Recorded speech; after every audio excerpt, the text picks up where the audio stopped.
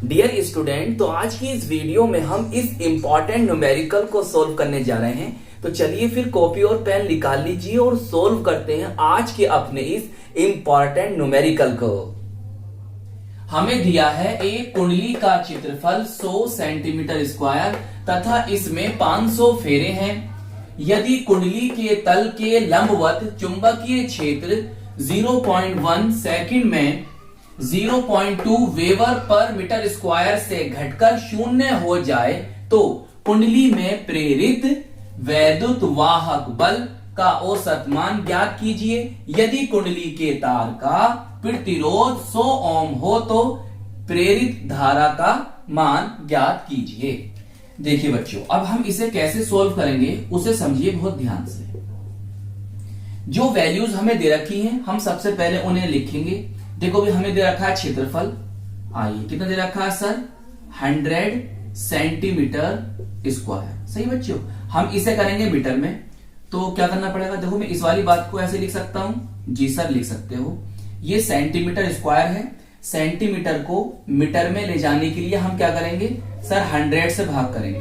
बोले तो 1/10⁻² कर सकता हूं, जी कर सकता हूं। अब ये क्या है बच्चों, स्क्वायर है तो मुझे इसका स्क्वायर करना पड़ेगा।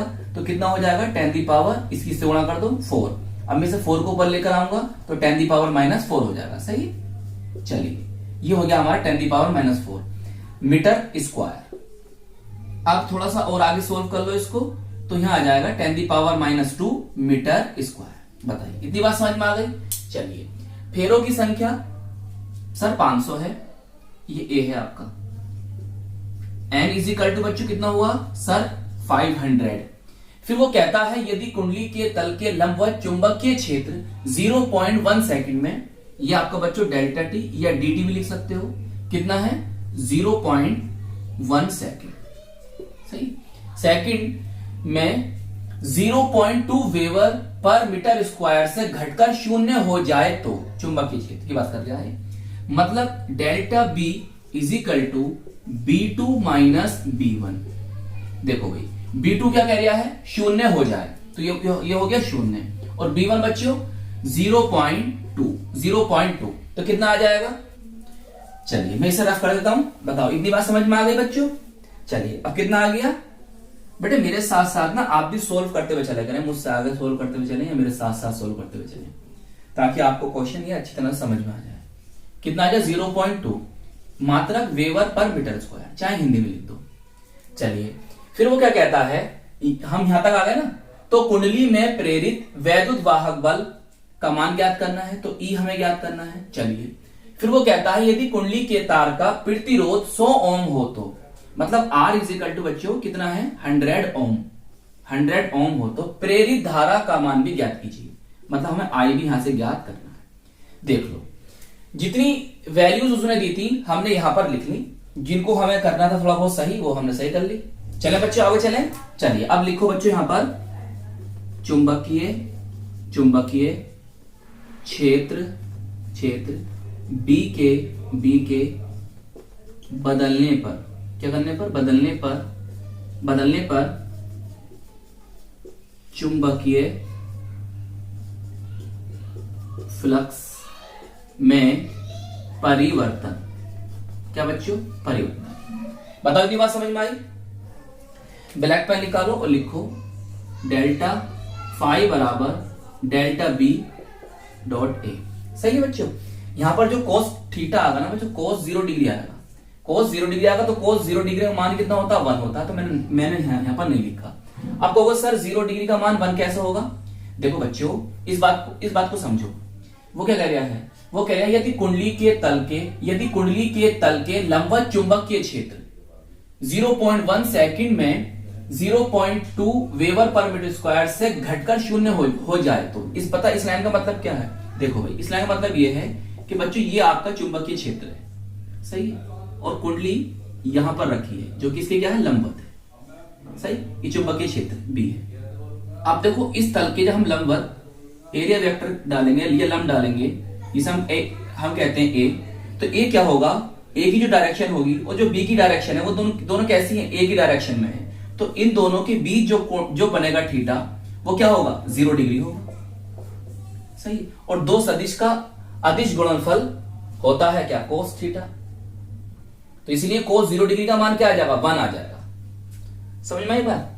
तो बस इस तरह का न्यूमेरिकल बच्चों मैंने पीछे भी समझाया आपको डिटेल में, वो न्यूमेरिकल और देख लोगे तो अच्छी तरह समझ में आ जाएगी आपकी ये वाली बात भी। चलिए अब वैल्यू आपको पता है, जी सर हमें पता है, रखिए इसके अंदर वैल्यूज, पहले यहां से ये निकाल लो।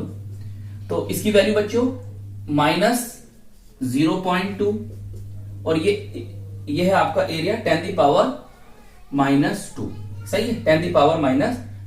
अब मात्रक क्या होगा, मात्रक देख लो, देखो मीटर स्क्वायर से ये मीटर स्क्वायर कट जाएगा तो बचेगा क्या, वेबर, इसका मात्रक वेबर होगा। तो ∆φ d5 भी लिखा मिल सकता आपको। अब क्या करना है सर बच्चों, अब आपको फैराडे का नियम तो याद ही होगा, ब्लैक पेन निकालो, फॉर्मूला लिखो। देखो फॉर्मूले सब ब्लैक पेन से लिखा करो, सही है। तो E = फेरों की संख्या दे रखी है, जी सर, तो माइनस क्यों लेते हैं, मैंने आपको इस तरह कई न्यूमेरिकल कराए तो मैंने उसमें बताया भी था कि माइनस क्यों लेते हैं। तो आप मुझे बताओ माइनस क्यों लेते हैं, और यहां पर आ जाएगा आपका dt, सही है। तो चुंबकीय फ्लक्स है, तो अगर आप चाहो ना बच्चों तो यहां पर बी भी लिख सकते हो, बी, सही है, डी लिख सकते हो और नहीं भी लिख सकते, आपकी मर्जी। बताओ इतनी बात समझ में आ रही है, आ रही है बच्चों समझ में बात। चलिए लिख दो बी, लिखना चाहो तो लिख भी सकते हो, नहीं तो कोई बात नहीं। चलो n कितना है सर, 500 है, और ये कितना आया हमारा सर, इतना आया है -0.2 इंटू 10⁻, कितना बच्चों, -2 है ना, -2, सही है। अच्छा delta T, sir delta T है हमारा 0.1, चलिए लिख दो वहां पर 0.2 या 1, 0.1 है। देखो भाई बच्चों, पॉइंट से पॉइंट खत्म हो गया, ये कितना हो जाएगा, माइनस माइनस प्लस हो जाएगा, और ये हो जाएगा आपका 1000, ये हो गया आपका 1000 इंटू 10⁻² है, सही। अच्छा अब इसे मैं कैसे लिख सकता हूं, 10⁻³ लिख सकता हूं, बोलो लिख सकता हूं 10⁻³, जी सर आप 10⁻³ लिख सकते हैं। तो बताओ कितना बचेगा सर, यहां से 10 बचेगा, 10, और इसका मात्रक वोल्ट होता है। बच्चों मात्रक का जरूर ध्यान रखना, मात्रक अगर आपका गलत हो गया तो आपका न्यूमेरिकल गलत हो जाएगा। चलिए अब उनने हमसे कुछ और भी पूछा है, सर आई पूछा है, तो बस आई का मान तो निकाल ही दोगे, निकालो फिर ब्लैक पेन और लिखो फॉर्मूला इसके लिए भी। तो आई = होता है E/R, सही। चलिए अब E की वैल्यू सर 10 है और R की वैल्यू सर वो भी 10 है, तो कितना आ जाएगा बच्चों, नीचे दिखाई दे जाएगा, चलो मैं यहां लिख रहा हूं, सही यहां। तो कितना आ जाएगा बच्चों बताओ, तो I = सर 1 एम्पियर, सही लीजिए। तो I बताना था हमें और E बताना था, दोनों हमने सोल्व कर लिए।